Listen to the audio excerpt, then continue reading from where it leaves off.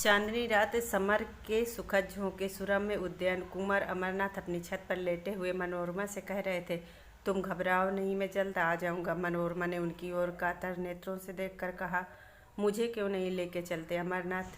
तुम्हें वहाँ कष्ट होगा। मैं कभी कहीं भी रहूं, सारे दिन मारा मारा फिरूंगा। पहाड़ी देश है, जंगल और बीहड़ के सिवाय बस्ती का कोसों पता नहीं। उन पर भयंकर पशुओं का भय। तुमसे यह तकलीफ न सही जाएगी मनोरमा। तुम भी तो इन तकलीफ़ों के आदी नहीं हो अमरनाथ। मैं पुरुष हूँ, आवश्यकता पड़ने पर सभी तकलीफ़ों का सामना कर सकता हूँ। मनोरमा गर्व से, मैं भी स्त्री हूँ, आवश्यकता पड़ने पर आग में कूद सकती हूँ। स्त्रियों की कोमलता पुरुषों की काव्य कल्पना है। अमरनाथ ने मनोरमा को श्रद्धामय दृष्टि से देखा और बोला, मैं जानता हूँ, लेकिन जिस कल्पना को तुम चिरकाल से प्रत्यक्ष समझते आए हो वह क्षण भर में मिट नहीं सकती। तुम्हारी तकलीफ मुझसे देखी नहीं जाएगी, मुझे दुख होगा। देखो इस चांदनी रात में कितनी बहार है। मनोरमा, मुझे बहलाओ मत, मैं हट नहीं करती, लेकिन मेरे यहाँ मेरा जीवन अपार हो जाएगा। मेरे हृदय की विचित्र दशा है। तुम्हें अपने सामने ना देखकर मन में तरह तरह की शंकाएं होती हैं। शिकार खेलने जाते हो तो डरती हूँ कहीं घोड़े ने शरारत ना की हो, कोई अनिष्ट का भय सदैव सताता रहता। अमरनाथ, मैं तो विलास का भक्त हूँ, मुझ पर इतना अनुराग करके तुम अपने ऊपर अन्याय करती हो। मनोरमा ने अमरनाथ की ओर दबी दृष्टि से देखकर कहा, मैं तुमको अपने से ज़्यादा पहचानती हूँ। बुंदेलखंड में भीषण दुर्भिक्ष था। लोग वृक्षों की छाल खींच खींच कर खाते थे। कुंवर अमरनाथ काशी सेवा समिति के व्यवस्थापक थे। समिति के कई नए युवकों को साथ में लिया और बुंदेलखंड जा पहुंचे। मनोरमा को वचन दिया कि प्रतिदिन पत्र लिखेंगे, यथासंभव जल्द लौटाएंगे। एक सप्ताह तक तो उन्होंने वचन का पालन किया, लेकिन सैन्य पत्रों में विलम्ब होने लगा। अक्सर इलाके के डाकघर दूर ही होते हैं, यहाँ से नियमित पत्र भेजना दुस्साध्य था। मनोरमा वियोग के दुख में विकल रहने लगी। वह अव्यवस्थित दशा में उदास बैठती, कभी ऊपर कभी नीचे, कभी बाग में जाती। जब तक पत्र ना आ जाता इसी भांति व्यग्र रहती। पत्र मिलते ही सूखे धान में पानी पड़ जाता, लेकिन जब पत्रों के आने में देर होने लगी। इस प्रकार 1 महीना गुजर गया। एक दिन उसने स्वप्न में देखा, अमरनाथ नंगे सिर नंगे पैर खड़े रो रहे। वह घबरा कर उठी और उग्रावस्था में दौड़ी द्वार तक आई। यहाँ सन्नाटा देख उसे होश आ गया। उसी दम मुनीम को जगा और कुंवर साहब के नाम तार भेजा, किंतु कोई जवाब नहीं। सारा दिन गुजर गया, कोई जवाब नहीं। दूसरी रात भी गुजरी। मनोरमा निर्जल निराहार मूर्छित अपने कमरे में पड़ी रहती। जिसे देखती उसी से पूछती, जवाब आया। कोई द्वार पर आवाज़ देता तो दौड़ी जाती, पूछती, कुछ जवाब आया। उसके मन में विविध शंकाएं उठती। स्वप्न में किसी को नंगे पैर देखे तो समझो वह घोड़े पर सवार है। घबराने की कोई बात नहीं, लेकिन रमा को इस बात से तस्कीन न थी। उसे तार के जवाब की रट लगी रही। यहाँ तक कि 4 दिन गुजर गए। इसी प्रकार मोहल्ले में किसी ज्योतिषी का आ जाने की बात हुई। एक क्षण में उसकी खबर घर घर फैल गई। सास अपनी बहू को लिए पहुंचती, माता भाग्यहीन कन्या को ले जाती। ज्योतिषी जी सुख दुख की अवस्था अनुसार वर्षा करने लगते। उनकी भविष्यवाणियों में बड़ा गूढ़ रहस्य होता है। उनके एक एक शब्दों में आशा और भय से उत्तेजित करने की शक्ति भरी रहती है। विशेषतः उसको अमंगल सूचना तो वज्रपात के तुल्य है। घातक और दग्धधारी तार भेजे हुए आज 5वां दिन कुंवर साहब के द्वार पर एक ज्योतिषी का आगमन हुआ। तत्काल मोहल्ले की महिलाएं जमा हो गई। ज्योतिषी जी भाग्य विवेचन करने लगी, किसी को रुलाया, किसी को हंसाया। मनोरमा को खबर मिली, उसने तुरंत अंदर बुला भेजा और स्वप्न का आशय पूछा। ज्योतिषी जी ने इधर उधर देखा, पन्ने के पन्ने उल्टे उंगलियों पर कुछ गिना, फिर कुछ निश्चय न कर सके कि क्या उत्तर देना चाहिए। बोले, सरकार ने स्वप्न देखा है। मनोरमा बोली, नहीं, मेरी एक सखी ने देखा। मैं कहती हूँ ये अमंगल सूचक है, वह कहती है मंगलमय है। आप इसकी क्या विवेचना करते हैं? ज्योतिषी जी फिर बगले झांकने लगे। उन्हें अमरनाथ की यात्रा का हाल न मालूम था और न ही इतनी मोहलत मिली थी कि यहाँ आने के पूर्व वह अवस्था ज्ञान प्राप्त कर लेते। ज्योतिषी के नाम से प्रसिद्ध हैं। जो प्रश्न पूछा था उसका भी कुछ सूत्र सूचक उत्तर न मिला। निराश होकर मनोरमा के समर्थन करने में ही अपना कल्याण देखा। बोले, सरकार जो कहती वही सत्य है, यह स्वप्न अमंगल है। मनोरमा खड़ी सितार के तार के हाथ थर थर काँपने लगी। ज्योतिषी जी उस पर अमंगल का उद्घाटन करते हुए, उसके पति पर कोई महान संकट आने वाला है, उनका घर नाश हो जाएगा, वह देश विदेश मारे मारे घूमेंगे। मनोरमा दीवार का सहारा लेकर कहा, भगवान मेरी रक्षा करो, और मूर्छित होकर गिर पड़ी। ज्योतिषी अब चेते समझ गए, बड़ा धोखा खाया। आश्वासन देने लगे, आप कुछ चिंता न करें, मैं उस संकट का निवारण कर सकता हूँ। मुझे एक बकरा, कुछ लौंग और कच्चा धागा दी।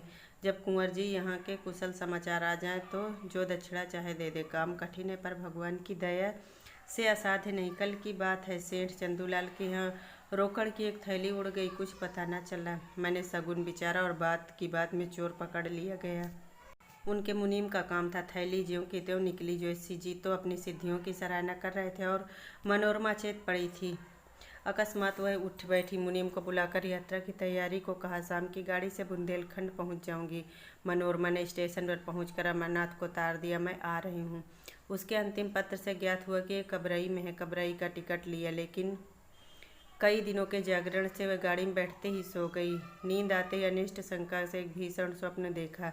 उसने देखा कि एक सामने अगम सागर है, उसमें एक टूटी हुई नौका हिलकोरे खारती हुई चली जा रही है। न कोई मल्लाह न कोई डंडे, तरंग उसे ऊपर नीचे लिए जा रहे हैं। ये अमरनाथ थे, नंगे सिर नंगे पैर, आंखों से आंसू बहाते। मनोरमा थर थर काँप रही थी। जान पड़ता था नौका अब डूबी अब डूबी। उसने जोर से चीख मारी और जाग पड़ी। पसीने से शरीर तरबतर था, छाती धड़क रही थी। वह उठी, मुँह धोया और इसका इरादा किया कि अब न सोऊंगी। हाँ, कितना भयावह दृश्य था। परमपिता, अब तुम्हारा ही भरोसा, उनकी रक्षा करना। घड़ी देखी, 12 बजे थे। उसको आश्चर्य हुआ, मैं इतनी देर तक सोई, अभी तो एक झपकी भी पूरी न हो पाई। उसने एक पुस्तक उठा ली और विचारों को एकाग्र कर पढ़ने लगी। इतने में प्रयाग आ पहुंचा। गाड़ी बदली, उसने फिर किताब खोली और उच्च स्वर में पढ़ने लगी। लेकिन कई दिनों के जागी होने से वह फिर से सो गई। सामने दूसरा दृश्य उपस्थित था।